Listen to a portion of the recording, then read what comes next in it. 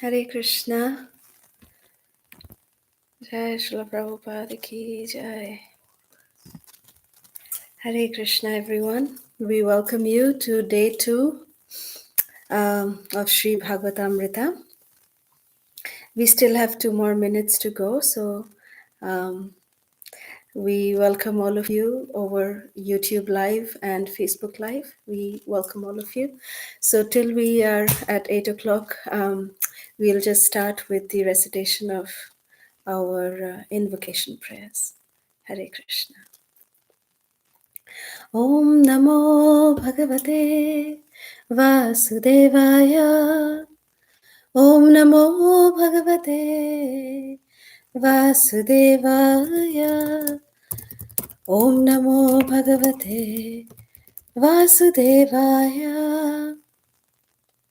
Narayanam Namaskrityam Naram Chaiva Narottamam Devim Saraswatim Vyasam Tato Jayamudiraye Nashtaprayeshu Abhadreshu Nityam Bhagavata Sevaya Bhagavati Uttama Shloke Bhaktir Bhavati Naishtiki Krishnaya Vasudevaya Devaki Nandanaya Cha Nandagopakumaraya Govindaya Namo Namaha Nama Pankajanabhaya Nama Pankajamaline Nama Pankajanetraya Namaste Pankajangraye Hare Krishna Krishna Krishna Hare Hare Hare Rama Rama Rama Hare Hare Om Jnanatimirandhasya Jnananjanashalakaya Chakshurunmilitam Yena Tasmai Shri Gurave Namaha Nama Om Vishnupadaya Krishna Presthaya Bhutale Srimate Radhanath Swaminiti Namine Nama Om Vishnupadaya Krishna Presthaya Bhutale Srimate Jayapataka Swaminiti Namine Nama Acharya Padaya Nitai Kripa Pradayine Gaura Katha Dhamadaya Nagara Gramatarine Namam Vishnu Padaya Krishna Presthaya Bhutale Srimate Bhakti Vedanta Swaminiti Namine Namaste Saraswati Devi Gauravani Pracharine Nirvishesha Shunyavadi Paschatya Deshatarine Jai Shri Krishna Chaitanya Prabhu Nityananda Shri Advaita Gadadhar Shavasadi Gaura Bhakta Vrinda Hare Krishna Krishna Krishna Hare Hare Hare Ram Ram Ram Hare Hare Mukam Karoti Vachalam Pangur Langayate Gririm Yat Kripatamaham Vande Shri Gurun Vinatarinam Paramananda Madhavam Shri Chaitanya Ishwaram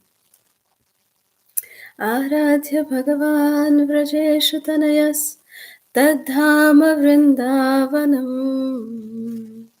Ramya Kachidupasana Vrajavadhu Vargena Vakalpita Srimad Bhagavatam Pramanamamalam Prema Pumartho Mahan Shri Chaitanya Mahaprabhur Matamidam Tatra Dharana Paraha Hare Krishna. So we welcome all of you to this second day session. I see there are lots of devotees, around 17, 18 devotees on YouTube Live. We have Vinita Gandharvika, we have Ankita Sinha, we have Barsana Chitra Mataji, we have Radhika Ravishankar, Jagdeep Prabhu, Keshavi from Hyderabad, Supriya, Shama Supriya, Jaipal, and Vrindavani Mataji from Vrindavan. Welcome, Mataji. Hare Krishna. We have Rohini Bhatia, Kamal Gopika Mataji, Veena Reddy. Hare Krishna. Welcome, all of you. And we also heartily welcome all of our Facebook Live viewers. Thank you all for being with us today in day 2 of Sri Bhagavatamrita. So today, as yesterday we explained to you, Prabhu was explaining that we are trying to do a synopsis of the chronologically, going towards Srimad Bhagavatam, trying to understand through the medium of stories, and the most important way to understand, because see, most of us, we all know about the stories that are there in Srimad Bhagavatam, all of the pastimes, the different cantos, what it broadly covers. We all have, we all have experience of it in some way or the other. We have heard about it in different classes, so many things. So, what is the main USP of this Bhagavatamrita session? The main USP of this Bhagavatamrita session, which we feel that we can share with all of you, at the same time dive ourselves into this, is the Anusmarana, like Prabhu was mentioning yesterday. The Anusmarana helps us to actually relate ourselves with the character that we are describing. So understand the bhavas, the moods that they were going through when they were experiencing the Leelas, when the Leelas were taking place. So we are trying to actually we are trying to going to put ourselves in their shoes and try to understand the mood with which they accepted. What were the emotions that these personalities were going through? So that is something, is the special USP of this session on the Bhagavatamrita. So having said that, yesterday we all heard from Prabhu regarding the glories of Srimad Bhagavatam, which is of course mentioned in the Padma Purana, in the Uttarakhanda of Sri Padma Purana. And Prabhu was narrating the pastime of Narada Muni meeting Bhakti Devi.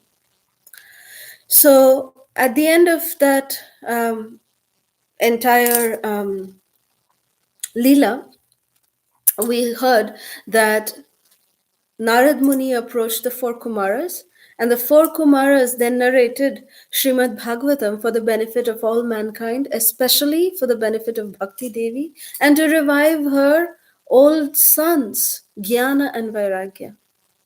And as soon as they heard Jnana Vairagya, as soon as they heard the narrations of Srimad Bhagavatam, they were immediately revived. They were back in their youthful bodies. And it was such a beautiful transformation in front of everybody who was sitting over there. The entire assembly was able to witness this miracle. And at the end of this entire Bhagavad Katha, what happened is Bhakti Devi, her luster came out to be so greatly honored by all the Vaishnavas present in that assembly, that Bhakti Devi, in her full potency, she expanded herself and she entered into the heart of all the Vaishnavas present. So today we will now continue to hear the second Leela, which was narrated by the four Kumaras in glorification of what is the glories of the Srimad Bhagavatam. Why should we read and listen to Srimad Bhagavatam? What is the speciality of Srimad Bhagavatam? And in this context, the story of Gokarna comes into being. So the four Kumaras started narrating that when the Supreme Personality of Godhead, when he actually saw that Bhakti Devi entered into the hearts of all the Vaishnavas present, the Supreme Lord also actually left his abode and he appeared in that Ananda Ghat in Haridwar, where the Bhagavad Katha was going on.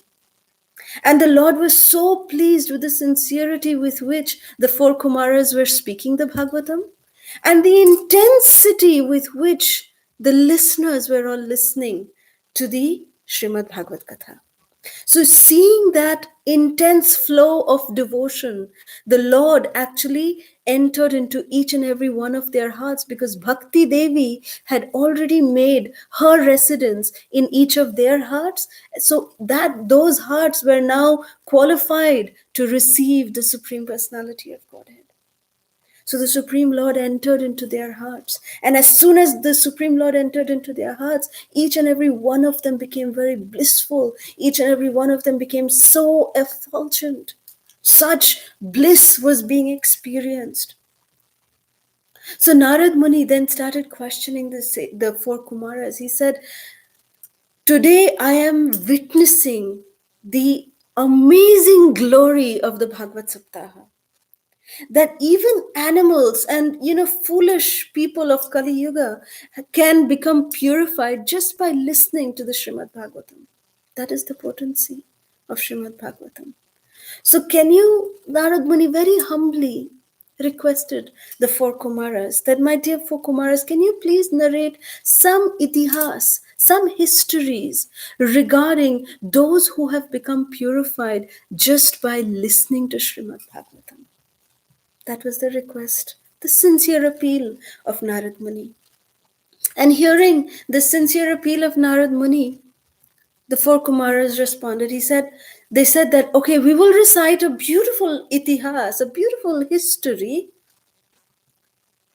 which simply by hearing, if one just hears this particular story, one can become free from all sin. That is the glory of this story. So we request all of our listeners to please listen very attentively. And then the four Kumaras started narrating the story of Gokarna. They started saying that there was once a very beautiful village on the banks of the Tungabhadra river. And the people in that particular village were very truthful, very religious, and very pious. And in that particular village, there lived a very pious Brahmana named Atma Deva. Although Atma Deva was he was a rich Brahmana. He had a lot of wealth. He had a lot of, beautiful pious activities accrued that he had. So he was very rich, very wealthy, but still he lived very humbly. And because he wanted to not, show the display of his power, he actually would also, to control his pride, he would also go begging door to door. This Brahmana, Atmadeva, he had a very beautiful wife named Dhundhuli. Dhundhuli also came from a good family, but she was of a different nature. Her nature was very obstinate. She had the nature that she would gossip. She would love to gossip and talk bad about others. That's what she would really enjoy doing. She was very cruel also. She would, tell nasty things about people, and she would take great pleasure in criticizing others. Although she was very expert in household activities, but she was very miserly and she would quarrel with her neighbors. That kind of a nature she had. So this Brahmana and his wife, Atmadeva and Dhunduli, they lived very happily, but they were very sad too.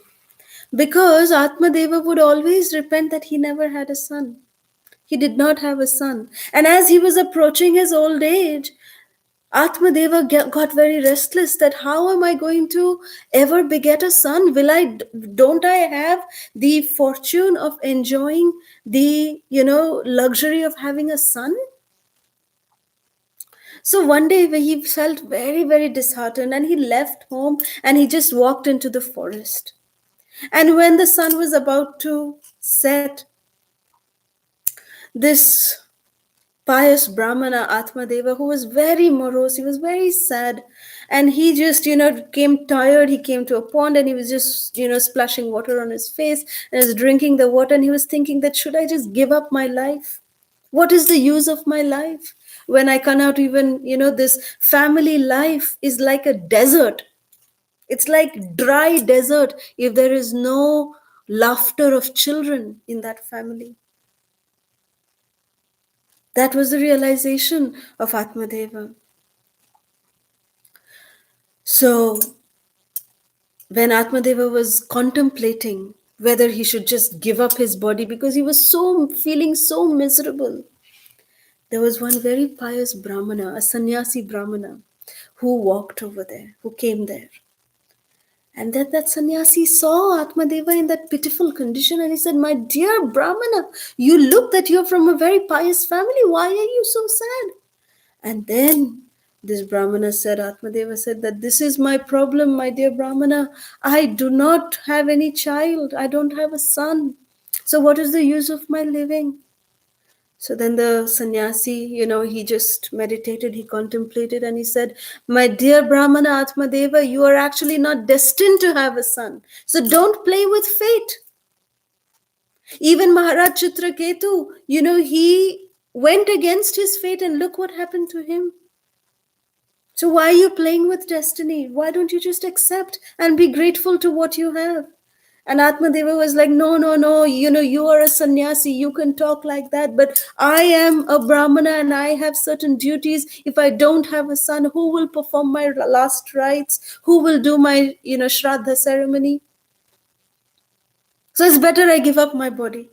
So seeing that, anxious condition of that Brahmana, Atmadeva, the sannyasi said, "I cannot see you in this condition. So what I do is that I'm giving you this fruit. Give your wife this fruit and she will surely get pregnant and she will bear you a son once she eats this fruit. The only thing is that after she eats this fruit, she should follow a vow of truthfulness, cleanliness, mercy, and charity. And she should eat only one meal a day. And by so doing, she will definitely have a son who is very pious and very righteous." So the sannyasi got blessed by the Brahmana. The sannyasi blessed the Brahmana, Atmadeva. And Atmadeva was so happy, with the fruit in his hand. He walked back to his home and he gave that fruit to his wife. And he said, "Look, this is what that sannyasi told me. So please eat this fruit. And, you just follow these rules of being truthful, being clean, merciful, and charity, render some charity, and you eat only once a day. You do this, and within a year, we will have a child." And this wife, as soon as she heard this, her nature, because it was so crooked, she was so, dangerously manipulated. She began crying and she spoke to all her dear friends and she said, "I am in great anxiety. What is this? My husband, he has brought a fruit and he expects me to eat it. Then when I become pregnant, my stomach will grow. And what if I die when I give birth to my child? And what if dacoits come and attack me when I'm pregnant? I can't even go and save my life. And this childbearing thing is a very, very big painful thing. I don't think I can do this. No, no, no, I don't want to do." So this way she did not even eat the fruit, and she lied to her husband, because her husband asked she asked when she asked her husband, um when her husband came and asked her that, "Did you eat the fruit?" The wife very dhunduli just lied to him, saying that, "Yes, yes, I ate the fruit." And then one day, Dhunduli's sister came to visit her.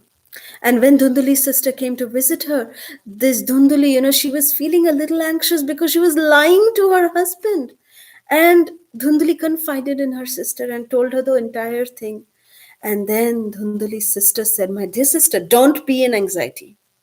You're becoming weak. You're becoming very anxious. Don't do that. I am actually pregnant right now. So what you do is you pretend as if you're pregnant, put on some pillows and, show that every month your stomach is growing. And then when I deliver my child, you just give some wealth to my husband. So then he will be very willingly, he will give our child to you. He will agree to it. You just give him some wealth from you and he will agree to give our child to you. So that way then you can present it to your husband that, my child is actually your child." So her sister gave this, very good solution. And so Dhunduli was very excited. So she started pretending that, look, I got pregnant. And Atmadeva was so happy that, "Oh, you finally got pregnant. This is good. This is good." And then at the end of the pregnancy of her sister, very, cunningly, she somehow managed to give birth at the same time. And the child was given to Dhunduli. Sister's child was given to Dhunduli, and the sister pretended as if she had a miscarriage. So Atmadev, although he felt very bad for Dhunduli's sister, but Dhunduli was, Atmadev was very happy that at least my son is here. And one thing which Dhunduli's sister told Dhunduli at that time, when she had told Dhunduli that I'll give you my child, at that time that fruit was still there. So Dhunduli's sister said, let us test whether this fruit is actually fruitful or not. So let us do one thing. You've got so many cows, let us feed this fruit to the best cow that you have. So Dhunduli and her sister fed the fruit to the cow, to one of the cows of Atmadeva. And a couple of days after Dhunduli's sister gave birth to this child, the cow also gave birth miraculously to a male child, to a human baby. A human baby was born from a cow. It's a miracle. These things are, it is said in the Puranas, the way it is found, it defies the laws of nature, but that is what the benediction of a sadhu can do. Anyone who eats the fruit is destined to get a very good child, a human baby. So because the cow ate the fruit, the cow delivered a very beautiful, effulgent, bright child, human baby. And Dhunduli, when her sister's baby was given to Dhunduli, Dhunduli named the boy Dhundukari. And when Atmadeva saw the birth of the child from the cow, Atmadeva then named the child Gokarna, because this child apparently had his ears were like the cow, little big. So therefore, very lovingly, and because the child came from the cow, Atmadeva named this child as Gokarna. And people from all around the village, many other surrounding villages, they also came to see this miraculous baby. And everyone started saying that, look, how Atmadev is such, so much fortune has finally smiled upon Atmadeva, that now he has actually, not only his wife gave birth to a baby, but even his cow has given birth to a baby. How fortunate. Fortune is finally smiling on Atmadeva. This is how the people, in the villages they were talking about. So like this, Dhundukari started growing up, but Dhundukari's nature was very, very, very, very horrible. And at the same time, Gokarna was actually a very, pious child. He would actually engage in just devotional activities. And he was very, very, very, very pious, very pious, exceptionally pious. But Dhundukari was a rogue on the other hand, and he would not perform any kind of Brahminical duties, or he would not follow any rules of cleanliness. And he would just do any kind of abominable activities. He would actually do that. In fact, even plundering homes, lighting fire to other people's homes. He used to actually have a pack of dogs, he would roam around with. And he started staying with 5 prostitutes. That was the kind of sinful life that Dhundukari started, living. And one day, out of great anger, Dhundukari started beating his own parents up, Atmadeva and Dhunduli. They were just getting beaten up so much, and Atmadeva lost all his property because this Dhundukari was gambling and fulfilling the desires of his lusty prostitutes so much. And this Atmadeva, he was lamenting, hi, that sannyasi told me that I am not destined for a son. And look, I was actually better off without a son. Why did I want this kind of a son? I don't want, it's better for me to not have any son at all. So while he was lamenting in this way, little Gokarna, he came. And he instructed him that, my dear father, he gave him spiritual knowledge, that, my dear father, please, you don't lament like this. You go into the forest, you sacrifice everything, go to the forest, and you just engage in devotional service to the Supreme Personality of Godhead. And following the advice of his son Gokarna, of this wonderful boy, Gokarna, Atmadev actually left for the forest, and he constantly meditated on the 10th canto of Srimad Bhagavatam as instructed by Gokarna, and at the end of his life, he went back home, back to Godhead. But then, here, back in the village, what was happening?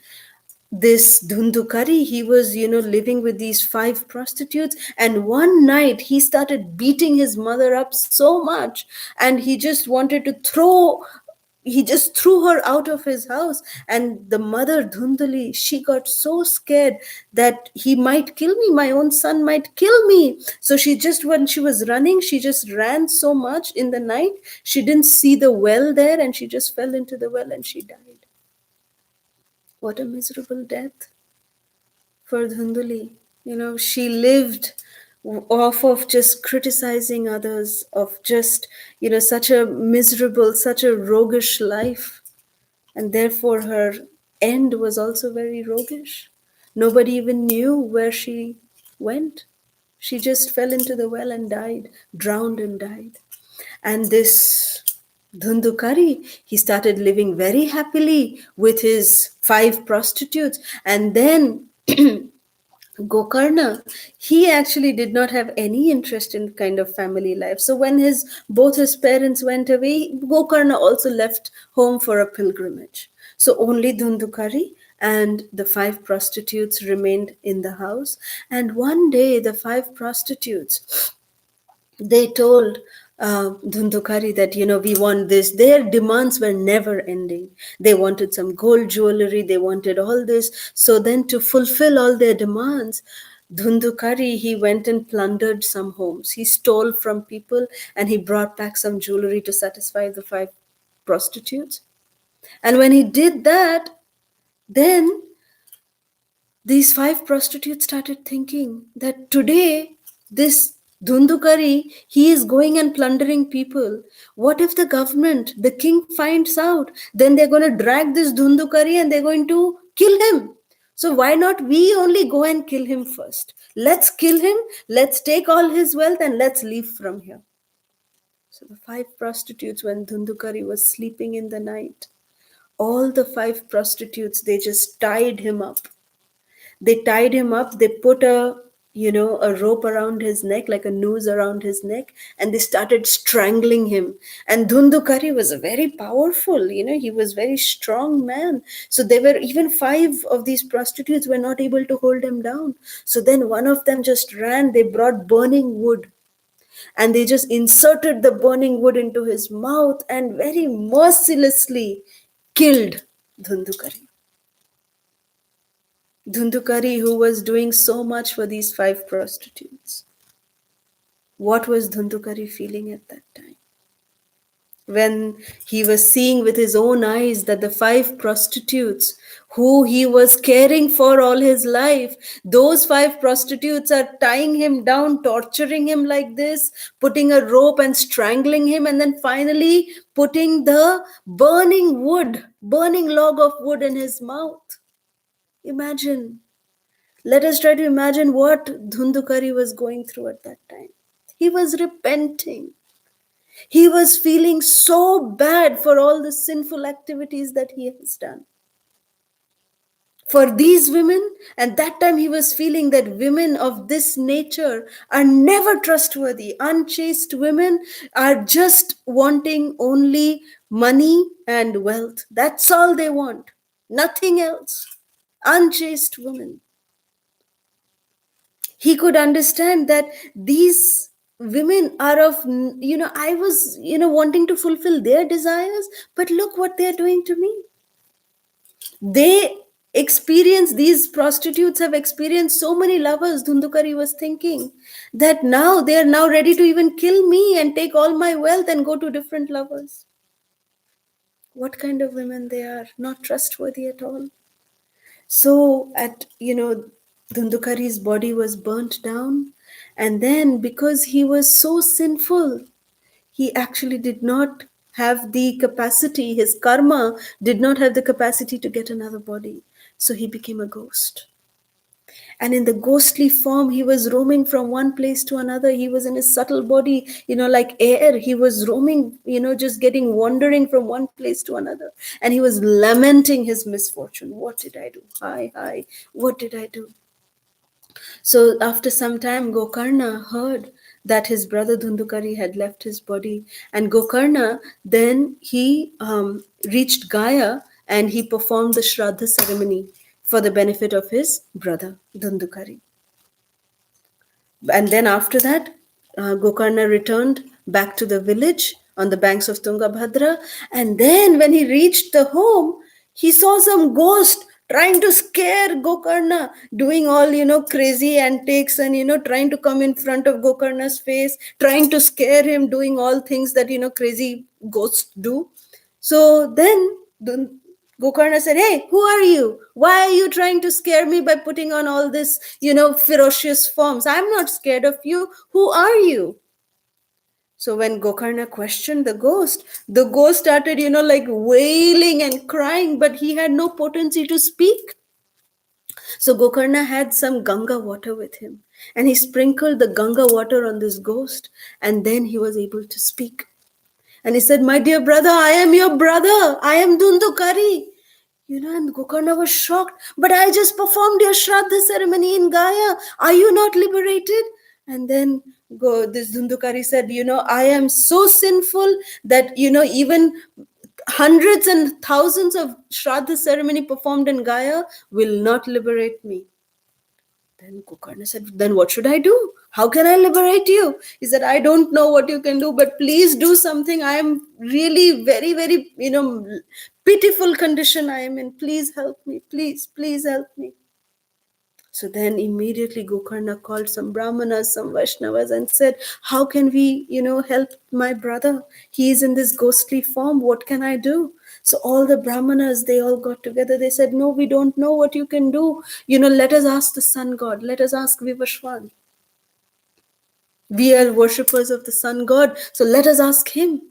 So Gokarna performed a special ceremony to please the sun god. And the sun god responded by saying that only the recitation of Srimad Bhagavatam can help Dhundukari.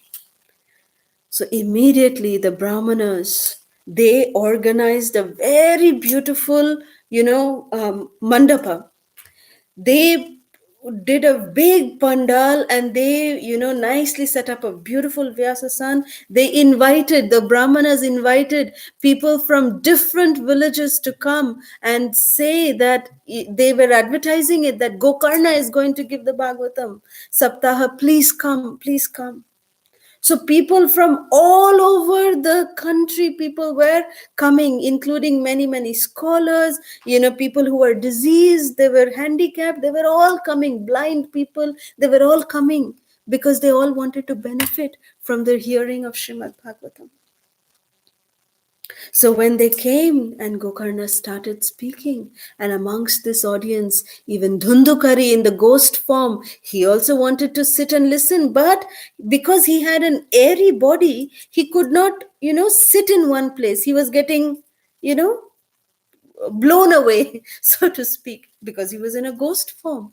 So what he did was, there was a garden of bamboo trees, bamboo. So this Dhundukari, he entered into one of the bamboo rods. He entered into that, and that bamboo had 7 knots. You know how bamboos have knots? So that particular bamboo rod which Dhundukari entered into had 7 knots.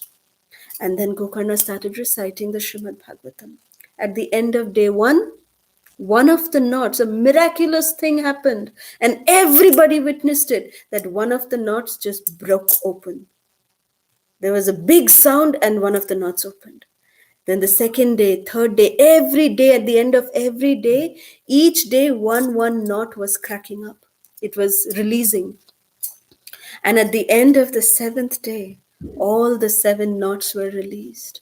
And in front of everybody's eyes, immediately, Dhundukari's soul came out, the ghost of Dhundukari came out of the bamboo, and he assumed the form of a very beautiful, rain cloud complexion, and he had yellow, dhoti on, beautiful golden crown, earrings, and very beautiful looking, just like Vishnu. He had received Sarupya Mukti to look exactly like Lord Narayan. And at that very moment, everyone was so surprised. And Dhundukari said, "My dear brother Gokarna, I'm so grateful to you that because you so ecstatically, beautifully, devotionally narrated Srimad Bhagavatam to me, I have now become freed from my ghostly body, and look, this is the result. Now I will go back home, back to Godhead, because of you. The sincerity with which you recited Bhagavatam and the sincerity with which I heard it, I have now become eligible by the mercy of the Lord, by your mercy. I have become eligible to go back home, back to Godhead." And at that very moment, the Vishnu Dutas arrived with a beautiful airplane in front of everybody's eyes. And immediately Dhundukari ascended the airplane. And before the airplane took off, Gokarna said, "Excuse me, I have a question." And the Vishnuduta said, "Yes, Gokarna, what question do you have?" And Gokarna said, "I recited the Bhagavatam, and there are so many listeners. So why did only Dhundukari get the liberation? Why is there not an airplane for everybody?" The Vishnuduta said, "Very good question, my dear Gokarna, but you have still one more responsibility. And for you, the Supreme Lord Himself is going to come to take you back home, back to Godhead. And the difference between Dundukari's listening to the Srimad Bhagavatam and everybody else's listening to Srimad Bhagavatam is the intensity with which Dundukari heard. Dhundukari had no other hope. He had no other, way that he could get out of his miserable condition. He was listening to the Srimad Bhagavatam, every word, as if his life depends on it. But nobody else was listening with that intensity, with that devotion. Only Dhundukari heard it with that devotion. And everybody present in that assembly heard these words of the Vishnudutas. And then Vishnudutas left with Dhundukari. They went back home, back to God. And the assembly of devotees, they again requested Gokarna that, "Please, my dear Gokarna, we want to again follow in the footsteps of Dhundukari. So this month of Ashad is coming. Can you please again do the Bhagavat Saptaha? And we will listen from you very, very, very, very attentively. And we hope and pray that the Lord will be pleased by our sincerity, and the Lord will allow us to go back home, back to Godhead." So, listening to the earnest plea of the devotees, Gokarna again recited in the month of Ashad, which came up a couple of months later. Gokarna again recited Srimad Bhagavatam. And at the end of that Bhagavat Saptaha, the Supreme Personality of Godhead, Lord Narayan himself, came with an airplane which was so huge. It already had many Vishnudutas in there. And Lord Narayan himself descended on his Garuda and he said, "Gokarna, please come with me. You are coming with me back home, back to Godhead." And each and every one of them, they attained Sarupya Mukti, just like Dhundukari. And all of them got onto the airplane and they ascended back home, back to Godhead. The Supreme Lord took them back home, back to Godhead. So this is the beautiful potency of listening to Srimad Bhagavatam very, very attentively. So when we listen, the last chapter in this Bhagavad Mahatmya from the Padma Purana is describing how the process of Bhagavad Saptaha is done. Just the way the Brahmanas had, organized the Katha for Gokarna and advertised it so wonderfully. This is the way the Bhagavad Katha is supposed to be done. So with this, we actually end the Bhagavat Mahatmya section. From tomorrow, Prabhu will tomorrow's class will be given by Prabhu. So he will start with the first canto of Srimad Bhagavatam and a few chapters. And we hope that tomorrow is Wednesday, Thursday, Friday, and probably next Monday for 4 sessions, we might be able to cover the entire first canto so that we will be able to, because first canto is pretty big, 19 chapters in the first canto. So we will try to cover it in 3 to 4 sessions. And to set the stage for tomorrow, we will end with the first verse of the first canto from the first chapter. Om Namo Bhagavate Vasudevaya Janmadhyasya Yato Anvayat Itarataschariteshu Abhigyaswara तेने ब्रह्महृदाय आदिकवये मुह्यन्ति यत् सूरयः तेजो वारिमृतं यथा विनिमयो यत्र त्रिसर्गो अमृषा धाम्ना स्वेन सदा निरस्तकुहकं सत्यं परं धीमहि. Hare Krishna. So again, we would like to thank all of our wonderful listeners over YouTube and Facebook. We thank you all. Kamal Gopika Mataji, Radhika Mataji, Vrindavani Mataji, Sita Priti. Then we have Neha Mataji, Mukta Daga, Himani Garg, Kancham Shri Devi, Jagdeep Patel, Vijayata Arora. Thank you all so much. So we will try to take some questions that have come online. On Facebook, we also have Ram Sain Nani, then Varun Ranjan Jha, Shweta Surya Narayanan. So we thank you all for joining in. Thank you all so much. So we have one question from Radhika. Hare Krishna, why is Bhishma Panchaka observed after Gita Jayanti and not before it? Very nice question. So the reason why that is there, you see, Bhishma Panchaka, we observe it during the last 5 days of Kartik. And Gita Jayanti is the day that Bhagavad Gita was spoken to Arjuna.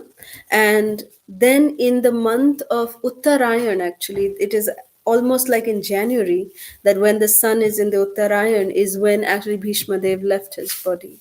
So why we perform Bhishma Panchaka in Kartik? This question is quite significant. And the answer to that is that the Kartik month is so auspicious that we are performing. See, Bhishma Deva was an Ajanma Brahmachari, and Bhishma Panchaka doesn't really mean that Bhishma Dev passed away during those months, during those days only. No, it's not really like that. But because he did not have any sons or daughters who could do his tarpana, therefore, the devotees in this month of Kartik, we offer oblations to Bhishma Dev by reciting the Bhishma, Tarpana mantras.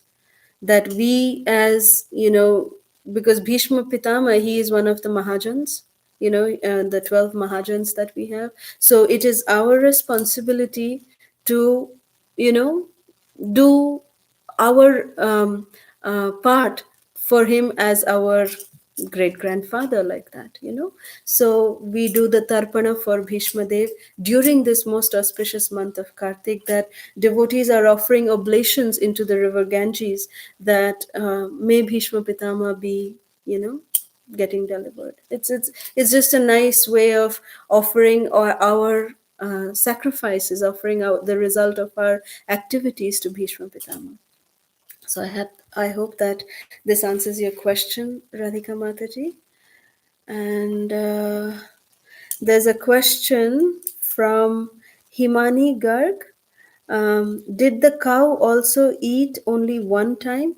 Yes, the fruit was eaten by the cow only once. There was only one fruit. So the fruit actually was eaten by the cow because Dhunduli, she wanted to test whether this fruit is really fruitful or not. So she gave that fruit to the cow to eat. And the cow ate it and she gave birth to Gokarna. So that is how that happened. Is there any more questions? Vrindavani Mataji, thank you for your comment. Okay. And thank you all for your beautiful comments and your blessings. Okay, from Jaya Shankar Murugesh, there's one question. Hare Krishna, please accept my humble obeisances. How do we hear with devotion for a first time hearer of Srimad Bhagavatam like me? Any small tip to develop devotion while hearing? Very beautiful question, Prabhuji, Jaya Shankar Prabhu. Thank you very much. Very, very beautiful question. The question that you have asked, the answer lies within the question that you have asked. Srila Prabhupada gave a very beautiful answer that one time a devotee asked Srila Prabhupada that, Prabhupada, I don't feel enthusiastic to do any service. So Srila Prabhupada responded that you don't feel enthusiastic, it's okay, you can act enthusiastically. So we act till it becomes spontaneous. Like when we are children, little children, they hate to go to school. But we as parents, we tell our children, no, you should go to school. Krishna Chaitanya, if you go to school, then you will become, successful. We convince our children like that. So when we hear these kind of leelas, that what happens when we actually hear Srimad Bhagavatam attentively, pastimes like this, that Gokarna, how Gokarna liberated Dhundukari from the ghostly body. What is the actual result of, listening to such beautiful pastimes? These stories, although they are itihas, it's not that these are, just fables. It's not like that.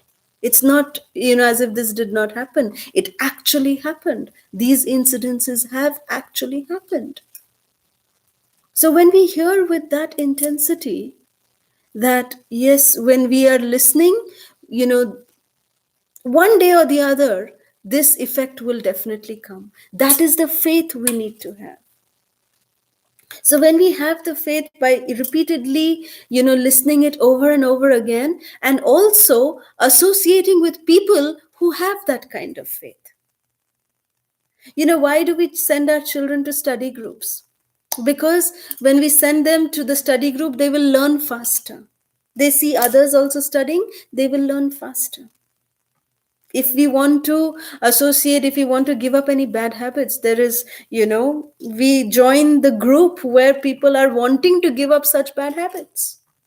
So we want to develop some good habits. So let us associate with devotees who have such good qualities. So that is a very simple way. So I hope this answers your question, Jai Shankar Prabhu. But thank you very much for your very sincere question. Thank you.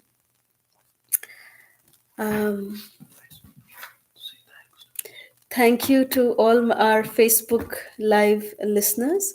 And we have Sudhakar, Shweta Surenanayan, Nagajyoti, Satish, Anuradha Devidasi, and then we have Shiva Mataji, we have Radha Padavi Mataji, Mona Dave, Anu Chauhan, Sandeep Bharadwaj. Thank you all so much. Barun Ranjan Jha, Ram Sainini, Sudhakar Prabhu, thank you. Thank you all so much. Kishore Govinda, Priyanka Gupta, Lalita Chauhan. Thank you all so much. And On YouTube Live, I do see Veranyaka R. Hare Krishna Mataji. Thank you all very much. It was very nice to, it's always a pleasure to read all your beautiful comments. So please keep joining us and giving us your association. I just wish that just like how I am able to see, you're able to see me, I wish I could be seeing you all. Jagdeep Patel Prabhu, is there a question? Yes. How long ago did this incident take place? Janeshwar Goranga Prabhu. Thank you, Janeshwar Goranga Prabhu. You mean the incident of Gokarna? This incident, I will give you exactly. It was asked by Sutta Goswami, Shaunaka Rishi actually asked this question to Sutta Goswami. And Sutta Goswami, Shaunaka Muni asked this question that, O Sutta Goswami, when did Shukadev Goswami recite the Bhagavatam to Parikshit Maharaj? And when did Gokarna recite it to Dundukari? And when did the four Kumaras recite it to Narad Muni and Bhakti Devi? So in response to that, Sutta Goswami said that around 30 years after Krishna's disappearance to his abode in Dwapar Yuga,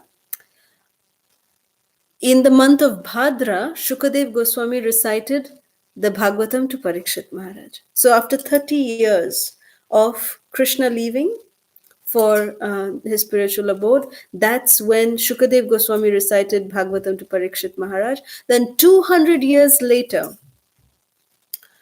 Gokarna recited the Bhagavatam to Dhundukari. And again, 30 years after Gokarna recited it, then in the month of Kartik, that's when the four Kumaras recited the Bhagavatam to Narad Muni and to Bhakti Devi. So I hope it answers your question, Prabhu. So around 230 years into Kali Yuga, this incident of Gokarna reciting Srimad Bhagavatam to Dhundukari took place. I hope this answers your question, Prabhu. Thank you so much, Janeshwar Goranga Prabhu, for your question.